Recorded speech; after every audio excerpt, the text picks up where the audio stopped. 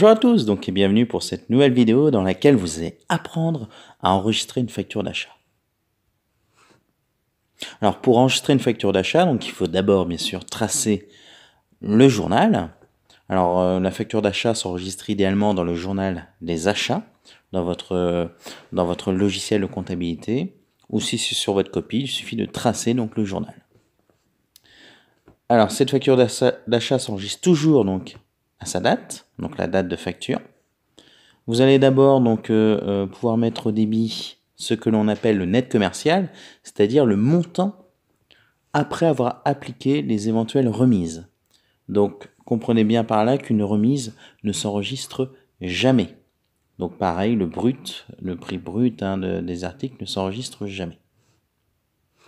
Alors ce net commercial s'enregistre dans un compte qui est soit 60 pour ce qu'on appelle les achats de biens, donc par exemple les matières premières, les marchandises, ça peut être les fournitures, ça peut être de l'énergie comme par exemple de l'essence ou autre, les fournitures administratives par exemple.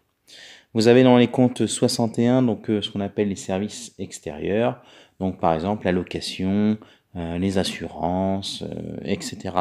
Et dans les comptes 62 donc nous avons les autres services extérieurs, par exemple nous avons des services comme les services bancaires. Alors, il faut aller voir, bien entendu, dans son plan comptable, quel est le compte le plus adapté qui correspond à la facture d'achat. Alors, nous avons dans une facture toujours des frais de port.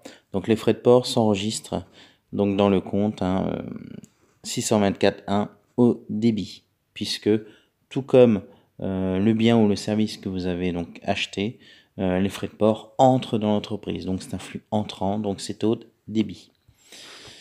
Il ne faut pas oublier que les articles, c'est-à-dire les biens et services commandés, donc livrés et facturés, donc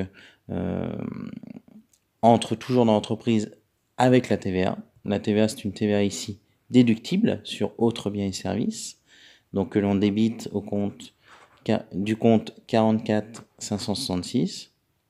Et bien sûr, on n'oublie pas le net à payer, c'est-à-dire donc le TTC. Donc cela inclut donc bien sûr le net commercial, plus les frais de port, plus la TVA.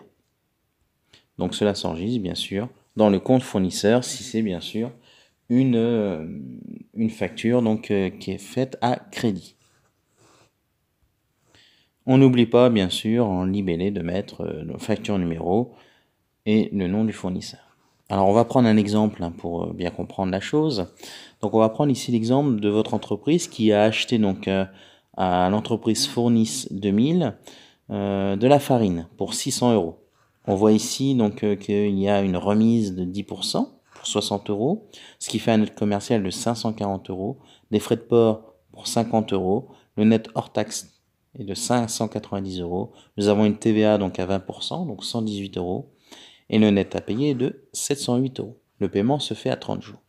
Alors on va considérer ici qu'on est dans une boulangerie par exemple, et donc la farine constitue pour nous ce qu'on appelle une matière première. Donc on va commencer par comptabiliser le net commercial en achat de matière première au débit. Et il y en a pour 540 €. Vous voyez ici que je n'ai pas enregistré la remise, j'ai enregistré directement le net commercial. Les frais de port pour 50 € donc s'enregistrent bien dans le compte 624.1. La TVA pour 118 € s'enregistre bien dans le compte de TVA déductible. Alors, vous voyez bien le 6 que l'on a donc dans le compte 44 566 correspond à déductible et le dernier 6 correspond simplement sur achat. Et enfin, donc le net à payer pour 708 € dans le compte fournisseur. Il s'agit de la facture numéro 123 du fournisseur Fournis 2000. Voilà, donc j'espère que cette vidéo vous a permis donc de mieux comprendre ou de mieux vous rappeler comment on comptabilise donc une facture d'achat. Donc c'est toujours la même chose, il faut apprendre le modèle par cœur et surtout savoir l'appliquer.